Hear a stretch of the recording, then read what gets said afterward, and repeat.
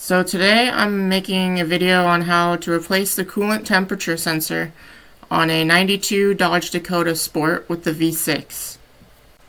Couple of things to note. First off, you might not have to do this entire process. For me, the hose clamp was in the way and I couldn't reach a socket down to loosen it. If I could, I would have just done that.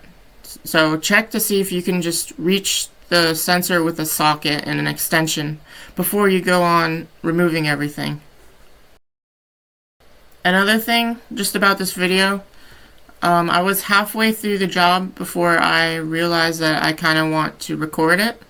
So I just took the video of the installation process and I reversed it so it looks like the removal process, because to install it is just the reverse order of removing it. So it shouldn't be a problem. But yeah, here's the video. So right here is normally where you're able to access it with an extension and a wrench. That right there is the sensor that you're trying to remove. So the first thing you want to do is remove the tension and remove the belt. So go to the tensioner pulley, 15mm wrench, you slide it like that, and you can remove the belt from the alternator pulley and the tensioner pulley.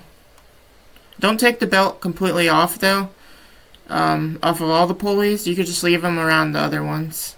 So that way you only need to put it back onto 2 pulleys. You remove the air intake housing.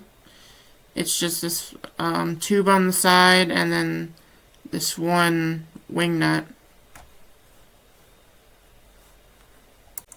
With that out of the way, you now want to remove this bracket. Or you don't have to remove the whole thing, just remove this one side and then swing it out of the way.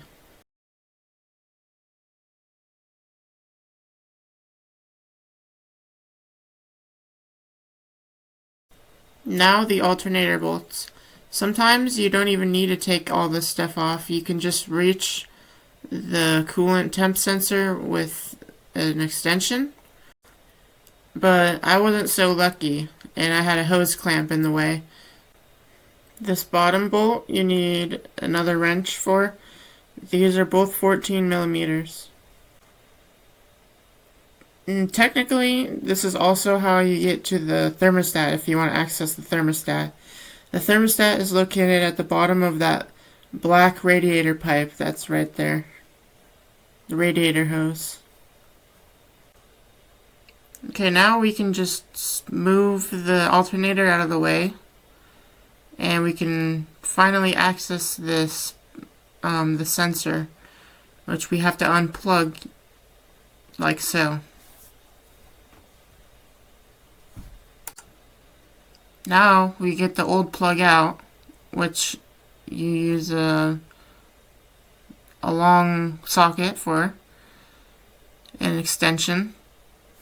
And technically, since this video is in reverse, the one that I'm removing in this video is actually the new one and me installing the new one. But that doesn't matter because I'll show you a side-by-side comparison of them both. And you don't want to over-tighten this. You just tighten it so it's mostly snug. And so here's the part number for that part. And here's the side-by-side comparison.